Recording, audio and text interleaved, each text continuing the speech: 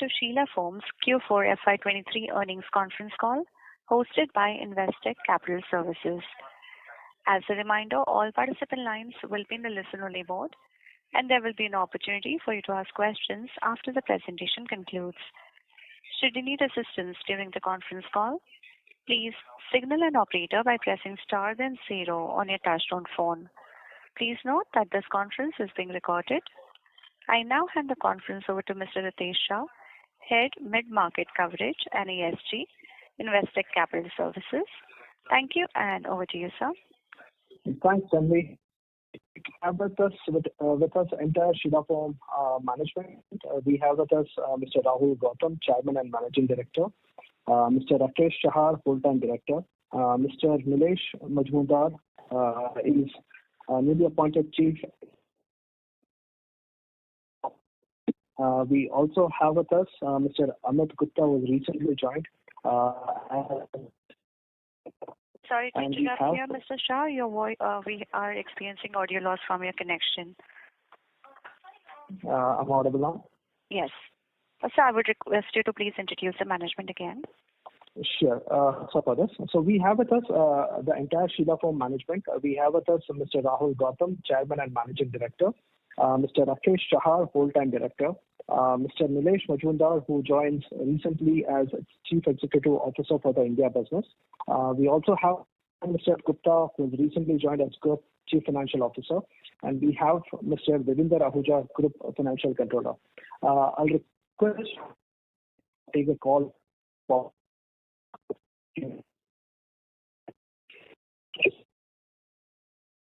So, operator, are you there? I think we're facing some connectivity problems with Ritesh. Yes. So, Mr. Rahul Gautam, I would request you to please proceed further now.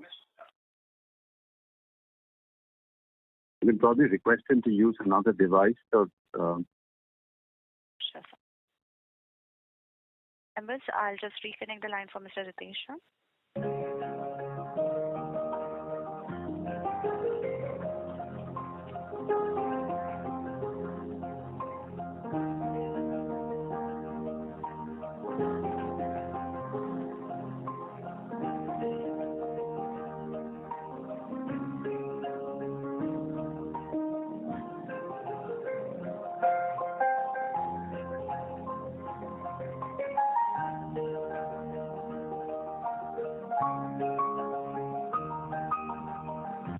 Ladies and gentlemen, we have the line from Mr. Ritesh Shah reconnected. Right. Hi, thanks, Tanvi. So I'll hand over the call to Mr. Rahul Gautam. Sir, I would request you for initial remarks, post which we'll have a Q&A session. Over to you, sir. Thank you. Thank you, Ritesh. And I must apologize to everyone for the little connectivity problems that we had. So I just want to thank you, Investec, for holding this call. And on behalf of Sheela Foam for our annual results for FY22-23. I welcome you all on this, at least in Delhi, is an extremely hot afternoon. And I must also say that we are in the middle of May. The earlier part of May was an extremely cool one here, unusual. But like this inclement weather, the business conditions are also suffering almost a long COVID and do not appear to be getting out of it. The macroeconomic average indicators that we see do not tell the entire story, as industry segments are each having different performance experiences. For example, we supply to the auto industry, which is doing extremely well. However, as far as consumers are concerned, or the B2C business is concerned, for mattresses, they are preferring to postpone their purchases, and the footfalls in the stores are extremely low.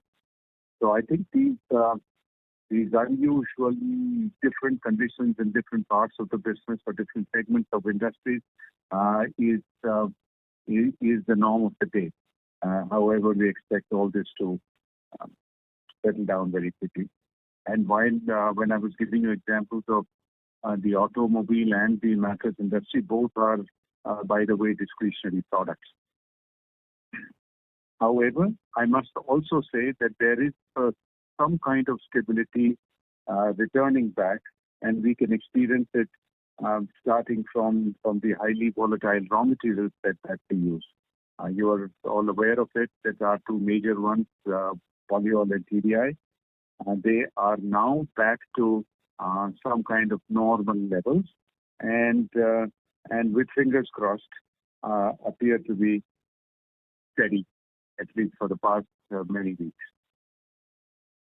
As you can see from the annual results, the performance has been flat across geographies of India, Australia, and Spain. Though the reasons for this flatness in each of these regions, each of these countries, has been different.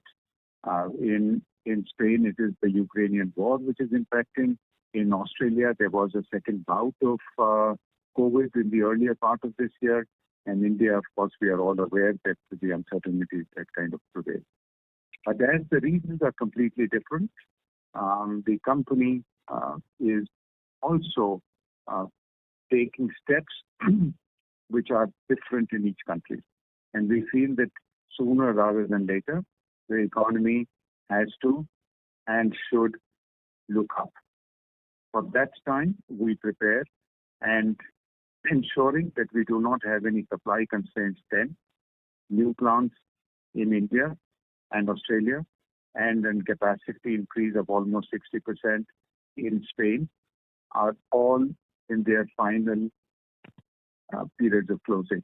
And by Q2 or the end of Q2, we should have each one of them ready to deliver as the market demands.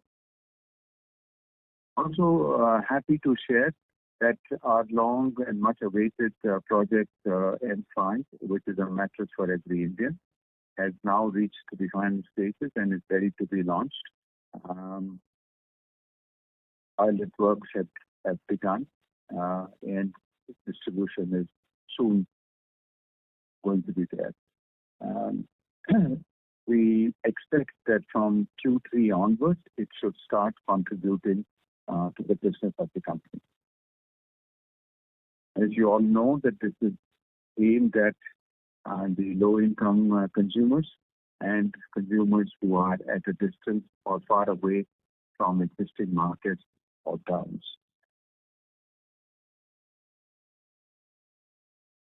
We had our board meeting, the final board meeting yesterday, and the board of the company continues to be of the view that plowing back the profits is in the best interest of the shareholders. I had already mentioned to you the organic investments that we have done in each geography, and share that there are also inorganic opportunities, those still in a work in progress status, but are getting nearer to finalization. Last time I had shared with you that Sheela Foam does take its responsibilities in the CSR and the ESG areas seriously. Our first BRSR is ready, and I'm happy to share that on a comparison basis, whether with similar industries elsewhere in the world or comparable industries in India, our status and our goals that we take are very good. I will now hand over the mic to Ritesh Bhai for moderating the questions, and me and my team will be happy to take them. Over to you, Ritesh. Yeah, thank you, sir. Tanvi, if I would request you if you could please open up the Q&A queue. Thank you. We will now begin the question and answer session. Anyone who wishes to ask a question may press star and one on their touchtone telephone. If you wish to remove yourself from the question queue, you may press star and two. Participants are requested to use handsets while asking a question. Ladies and gentlemen, if you have any questions, please enter star and one. We will wait for a moment while the question queue assembles. The first question is from the line of Nihal Jham from Nuvama. Please go ahead. Yes, thank you so much. Good evening to the management and good evening, Rahulji. So the first question was on the mattress business. You did allude to the fact that there is an overall weakness. But just as an observation, if I look at the volumes, they are maybe trending even lower than what they were pre-COVID, whereas we've obviously seen an increase in, I would assume, in the sale of Starlights.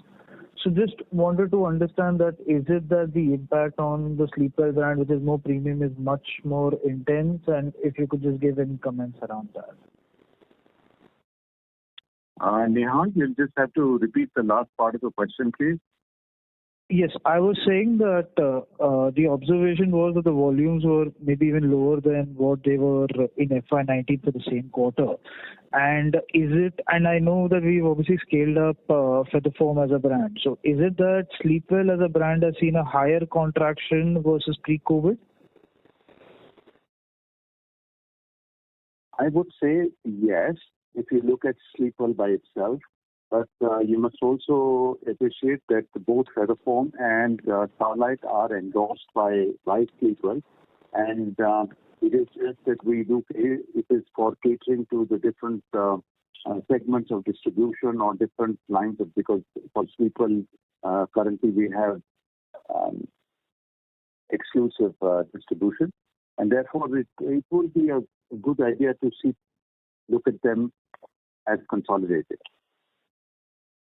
Sure, point taken. The only observation there was that given the channels are very different, that we have the EBOs which sell Sleepwell. So that separately would be, as you said, seeing lower footfall and maybe the intensity there would be higher. So you're quite right on that. The footfall numbers which we measure all the time have been lower. Now there are a couple of reasons we believe that to be, and we are taking corrective steps. One is that's definitely an exclusive mattress store which needs some more stuff to attract the consumer.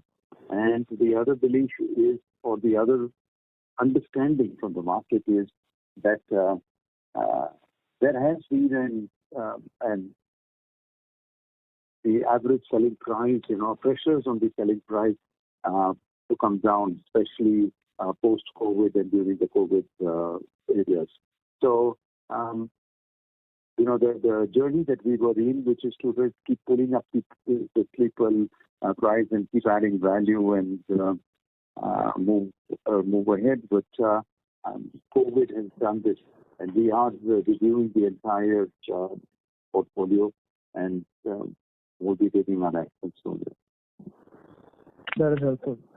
I had two other accounting-related questions.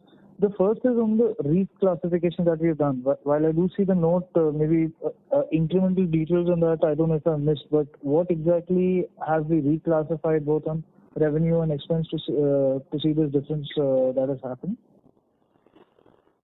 So the first thing is, of course, that this reclassification has no impact on the profitability or the EBIT.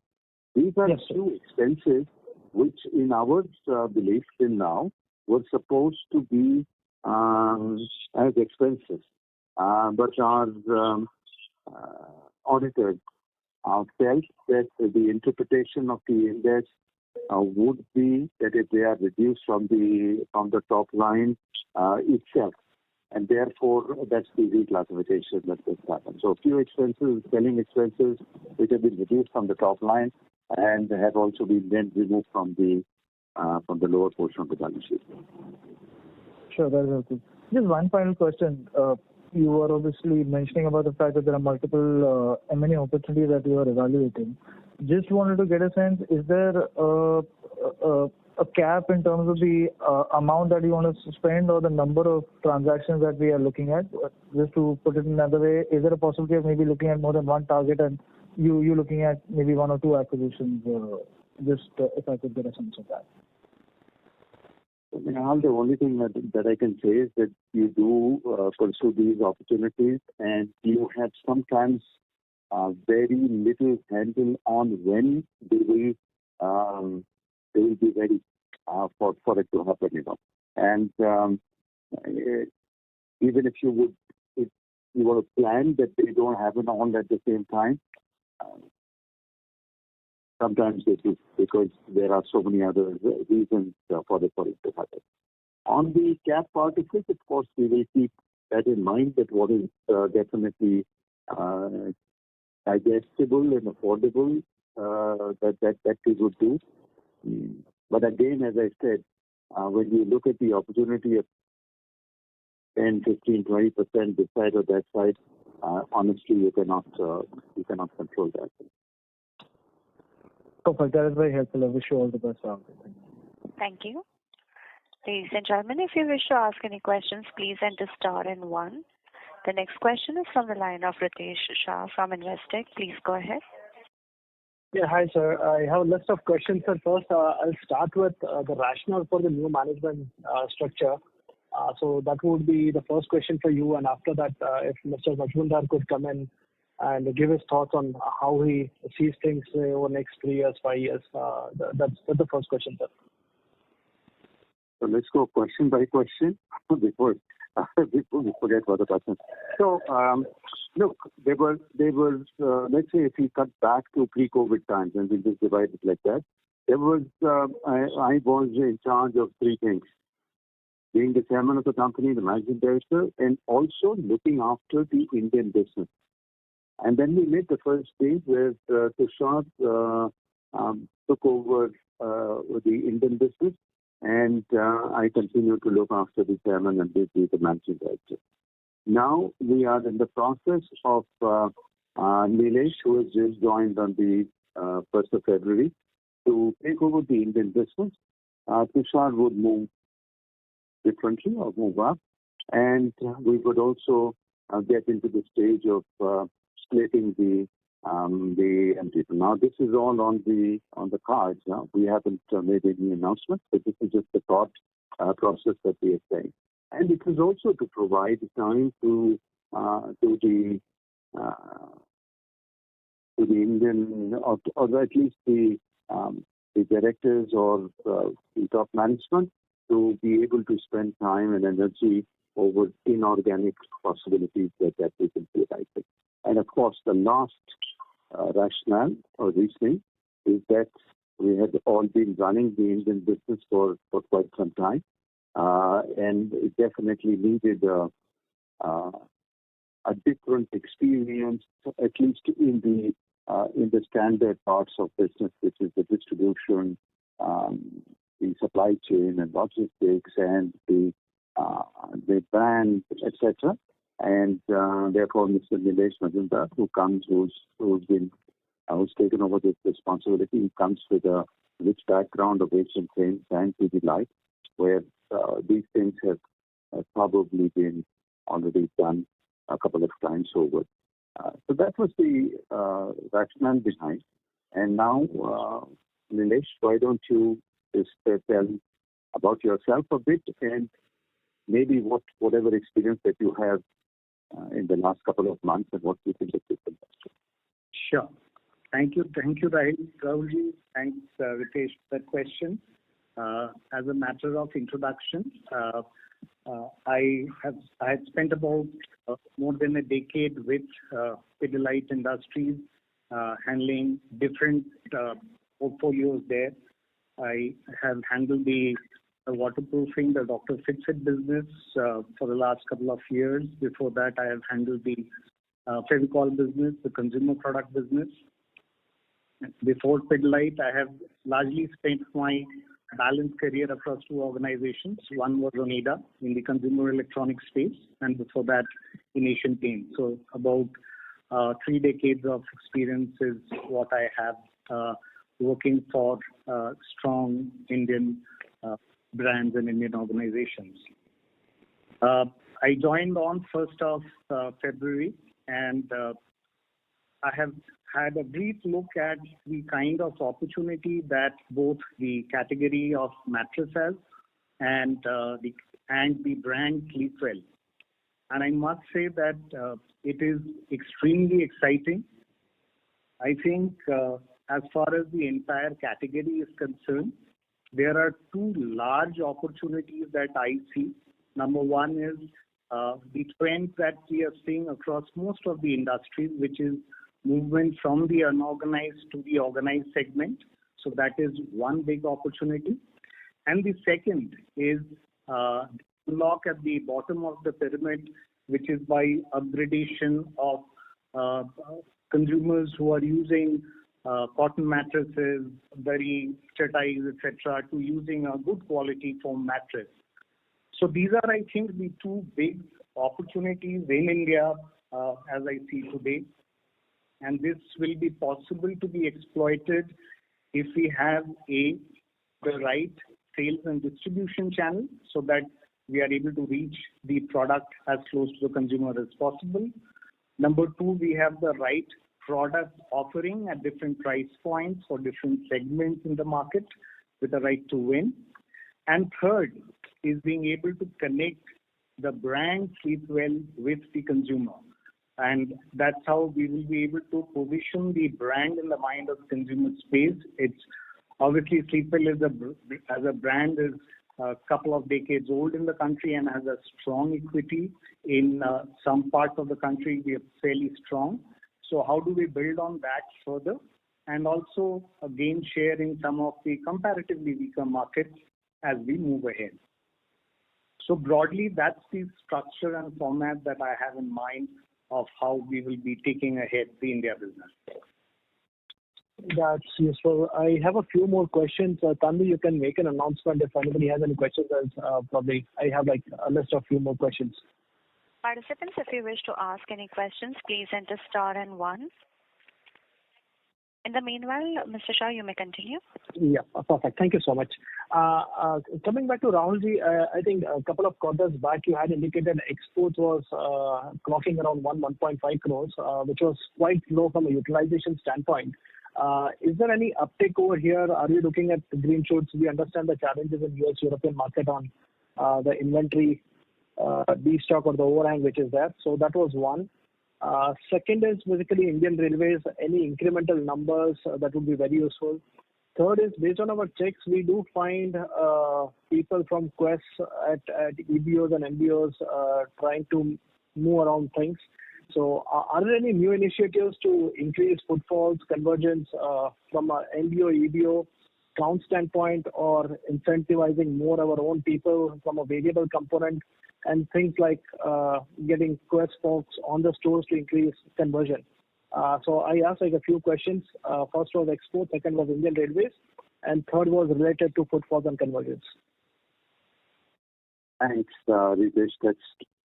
This is really an exhaustive part of the business. Anyway, as far as the exports or railways, Rakesh, would you be able to take care of those two areas, the exports and railways? Yeah, I will. As far as exports are concerned, they are still holding around 1.5 per month. The markets are still slow, but recovering. So we are getting orders of the inventory which is getting low. So that process has started, which is a good sign. We have also changed a bit of strategy of also working with retail brands to develop products for them. So though it's a little long-term program, but the process has started. On the railway side, the traction in Q4 has been good. It was online with what we had anticipated. And going forward also, besides the product that we have supplying that, we are also in a process of developing a new product which will also increase our share in the market. So that process is also on. So on both sides, I think railway is definitely more promising, and export is slowly coming along. Okay. So would you like to put some numbers on Indian Railways? How much have we clocked, or how much we aspire to reach, say, in a year or 2 years, 3 years? So it is we've done more than around 60 crores in the year gone by. So that now in the coming year the target is more, but at the same time there are also more players who have come in the and bidding for the tenders. So we are as far as the potential is concerned, potential definitely is much higher. So we are also besides catering to the current requirement, we are also developing a product which will give us a competitive edge by which we can increase our market share substantially. So which is a work which is under process, and that will give us a good competitive edge. So Ritesh, I can try and put some numbers, and Rakesh, I'm sure you will agree that at the moment the estimate of the market is about 800 crores annually for the seats and cushions. In about 3 years' time, we should be looking at about 300, 350 number. That's encouraging, right? Yeah. So at the moment we are doing annually about 60 crores. So and the rate of growth is about that. Ritesh, to the second part of your question, which was on Quest and the footfalls and the conversions, etc. Nilesh, I would like with a fresher look that you have had, you can. Yeah, thanks. I like that. So, Ritesh, frankly, there are the two drivers of business for us is footfall and second is conversion. Now, the Quest initiative was really to try and see if we can get a higher uptick on conversion. Now, conversion, what we are realizing is already a pretty healthy percentage for us. Our conversion rate is anywhere between 50 and 60%. So the challenge today for us as a brand is really footfall. And how do we therefore get footfall for the brand in the marketplace? So A is in the footfall which is happening in the marketplace, how do I participate in that more? And that can happen through having an intelligent channel expansion in markets, micro markets where I'm not currently represented adequately. And therefore, that's a drive which we can forward from Q4 onwards. And hopefully, we will start seeing some results of that as we move into Q2. Going down the pop strata also, going to towns which are smaller in size and seeing how we increase our representation there. That will be the other program that we will have. We've also engaged with a new advertising agency called Sideways.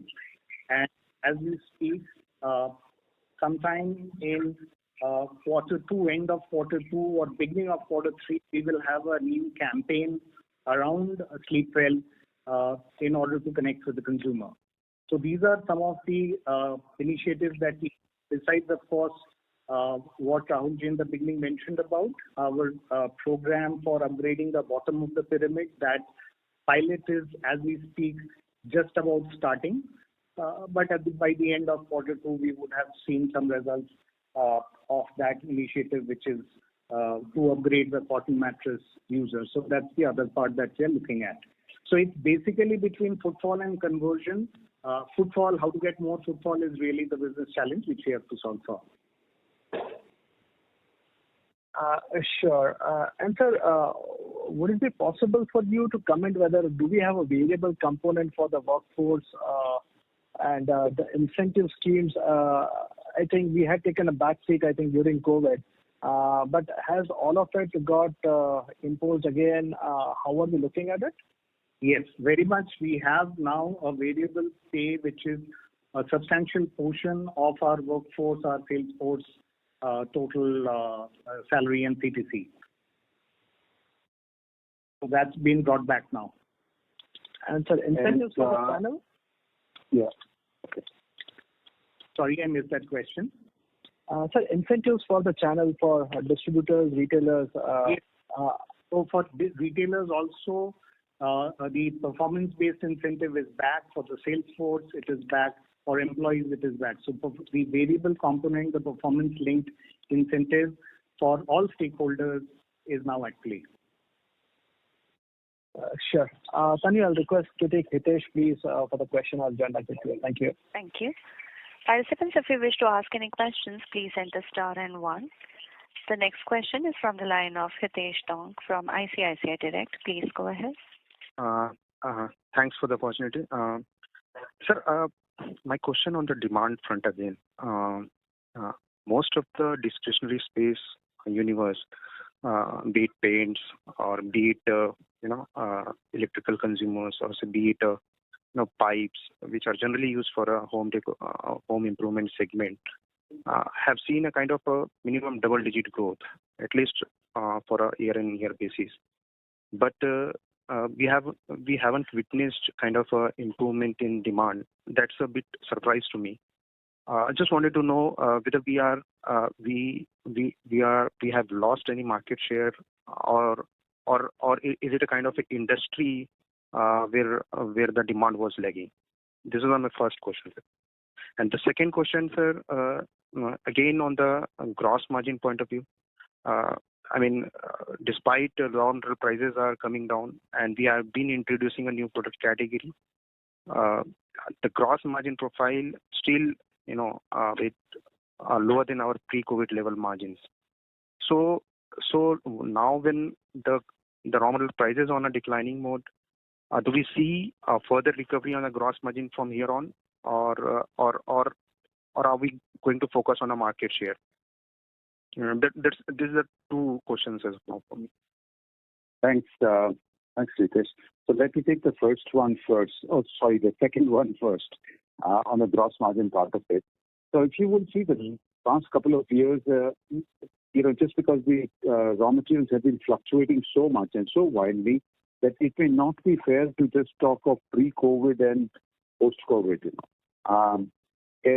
My response to your question regarding gross margin changing as we go forward is that if Q4 is not any indication, is the indication for the stability of raw material prices sort of contributing to the gross margin, this is going to continue. And therefore, if we will look at the gross margins for Q4, I think it was more like 11.9 or 12%. Devinder, is that right? Around 12%. And as we go forward, this will only increase because of the stability that's coming in the raw material prices. Going back to your first question of saying that in the discretionary stage or space, there has been double-digit growth, and therefore the question is that are we kind of losing out on market share? So one of the indicators of the market share is that this industry goes through regular market researches, which are done every half year. And the last one that has come out has only shown that the share of sleepwell, and of course we are including for the moment Starlighting, that has increased as far as the industry is concerned. So which definitely indicates that the market share, there has not been any loss of market share.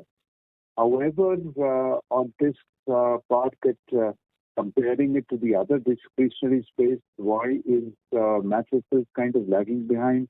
All I can say is that it's just a question of one following the other, and it will happen. It has to happen, and there is no reason why it may be just lagging behind a little bit.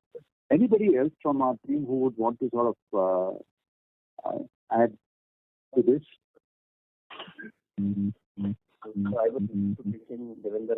That's fine. I think I responded well, and that's what is happening in the market. And as there was a mattress industry, the industry also experienced a pent-up demand. So that's also impacting the current the purchase cycle. And the footfalls, especially on the mattress side, we have exclusive stores, so we have a clear understanding of the micro market and the footfalls coming in. So there is definitely a slowdown both on the furniture, furnishing, and on the mattress side. Yeah. Okay. Yes, small updation from my side, Devinder, on this side, sir. So EBITDA margins are 11%, but the gross margins have improved to 39%, versus last year Q4 34%. So we have seen a journey of 5% improvement over a year's time in our gross profit margins level. Okay. Thanks, Sheela. Yes, it is right. Ritesh, do you have any further questions? Yeah. If I can allow for another 2 questions, I have 2 more questions. Please. Sir, I understand there was a delayed in demand. Sir, can you throw some light how our advertisement expenditures have moved over the last 1 or 2 years, as in percentage of sales you can guide, and what is our plan to take it forward? If you can quantify some numbers on that front. The first thing is that, and the second thing is if you can share what is the channel, what is our distribution channel network as of now in terms of number, and in your opening remark you said like the focus is on channel expansion in tier 2-3 cities. What kind of expansion growth are you expecting, or are you planning anything on sort of that going forward? That will be my 2 questions. Thank you. Rahul, Sorry? You want me to take that? Yeah. So Ritesh, as far as advertising expenses are concerned, obviously during the COVID times, etc., we would have cut down majorly on advertising for obvious reasons.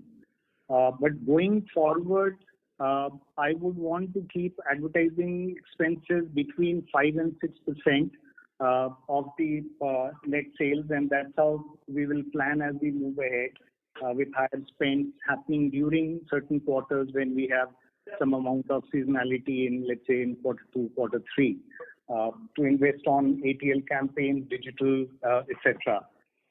So that's as far as the advertising planning is concerned. As well as far as the network expansion is concerned, we usually have an addition of say 8 to 10% maybe happening in a year. That was the plan, but we are taking it a little bit more aggressive. We were looking at almost about 20% expansion in active channel, which means over next 3 months add anywhere between 800 to 1,000 outlets for Sleepwell as a brand. So that's the channel expansion plan that we're looking at, especially looking at those markets where we are not adequately represented.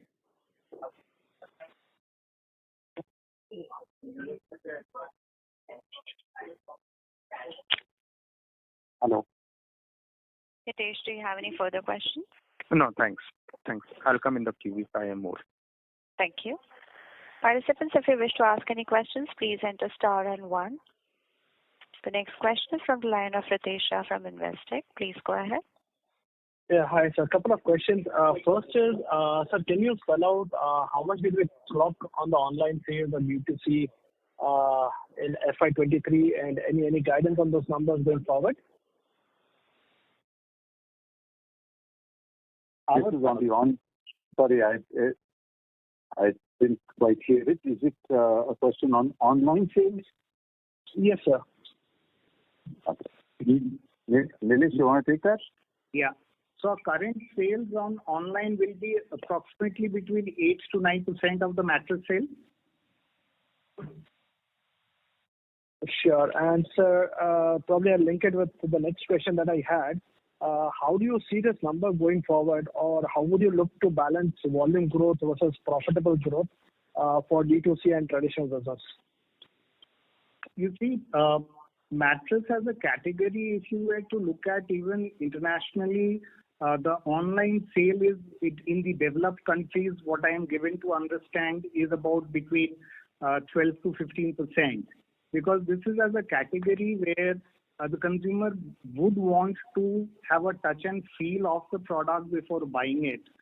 Of course, the percentage of the online sales went up during COVID, but after that, even internationally, what I understand is that it is hovering around that level.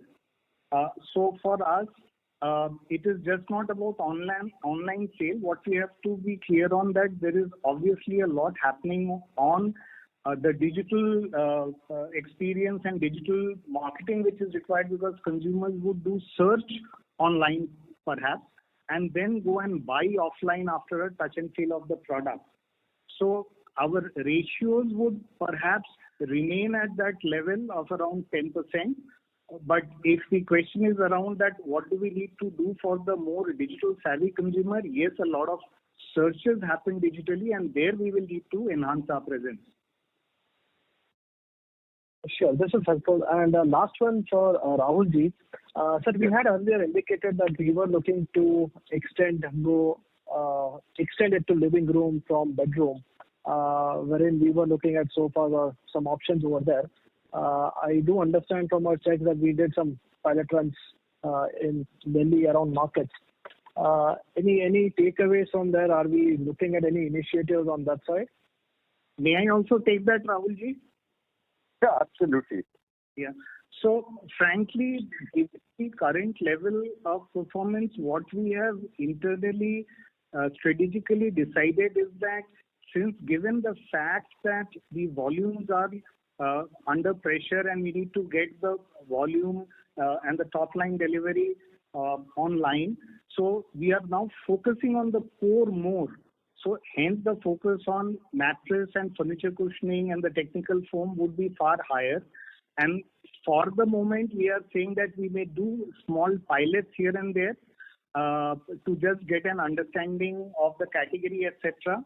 But strategically for this quarter, the next quarter, our focus on the core is going to be higher. Sure. Thank you. Tanvi, I would request you if you could please take Hiten for the next question. Yes. Before that, participants, if you have any questions, please enter star and one. The next question is from the line of Hiten Boricha from Sequent Investments. Please go ahead. Good evening, sir. Thanks for the opportunity. So most of my questions have already been answered, so I have only one question left. So as you mentioned, the demand in export market as well as the you can see some kind of recovery in demand in Indian market as well. So just wanted to understand what kind of growth we are looking as a blended as a company, and also on the margin side as TDI and other RM prices are coming down. So any scope of margin improvement from here? Because even operating leverage is also going to play. So just some thought on that. So on the growth side, and as I said, of course, this is with a bit of an if to say that things begin to stabilize and not stabilizing as they are appearing right now.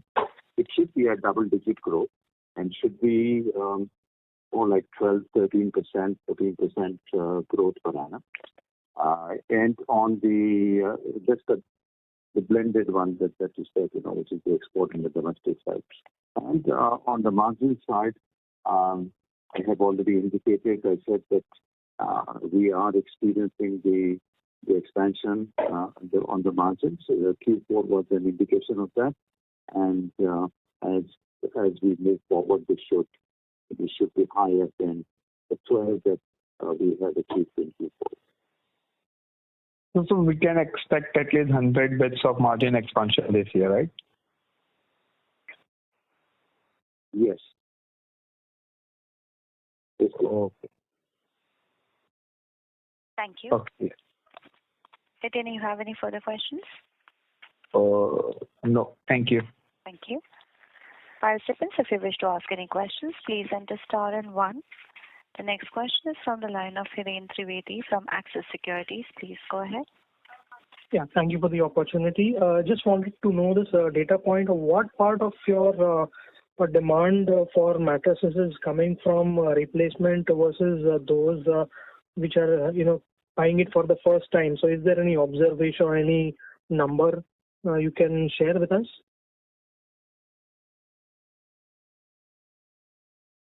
Does anybody want to take that question? Otherwise, I will attempt.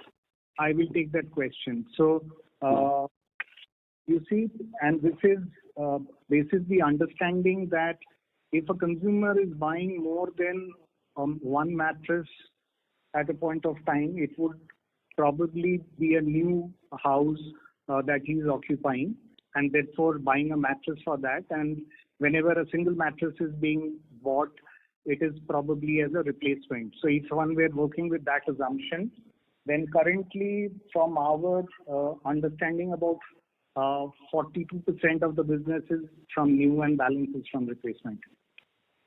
Fine, sir. Thank you. That helps. Yeah. Thank you. Participants, if you wish to ask any questions, please enter star and one. Yes. Hi. Tanvi, I'll just take the last one. Rahulji, I would request you if you would like to spell out some guidance for next year. I think margins you did indicate, but any specific volume value guidance for the next fiscal and any closing remarks, that would be great, sir. Thank you so much. Thank you, Ritesh. Generally, in these kind of uncertain times, I would not hazard any guesses as to what kind of future are we looking forward to. But let's say the indications or the directions that we see and the steps that we have taken. And I will go a little geography by geography. I am already expecting that Australia should have a high single-digit growth, and this is, mind you, in the environment or a market where there is complete saturation. However, there is a change that is happening post COVID, and that's a bit of nationalistic feeling coming in, and people want to buy Australian-made stuff, and therefore I expect that all the imports of mattresses that are happening in Australia, there would be some part where we will have some part to play in that. Spain, I have indicated that many times that the entire European market, we are in an extremely small part of it. In the last year, there has been a reduction in the market size by almost about 25%, while we had suffered a fall of about 7-8%. And that's indicating that we are gaining on market share.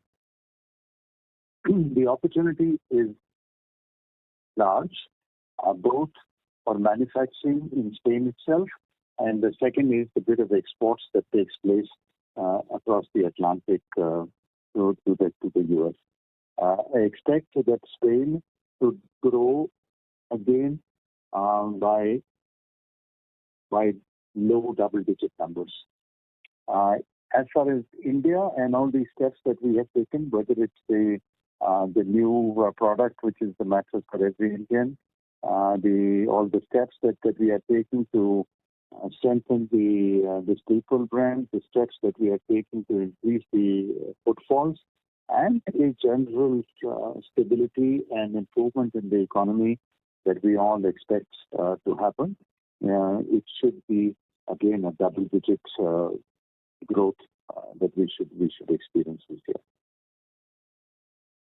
And as a closing thing, Ritesh, I just want to thank you and your company for Investec for hosting this call for us. Thanks a lot to Tanvi for doing a great job and coordinating everything.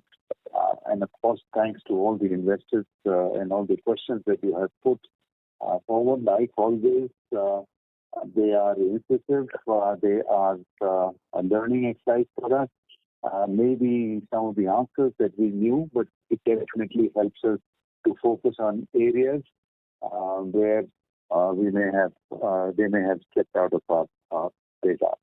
I also take this opportunity to, because we just concluded our annual board meeting yesterday, so to thank the board members and also the senior management in the company for helping in the year that's gone by. And of course, last but not the least, I thank the team which has been there with me on this call. So thank you very much and look forward to seeing you soon. Thank you very much. On behalf of Investec Capital Services, that concludes this conference. Thank you for joining us, and you may now disconnect your lines.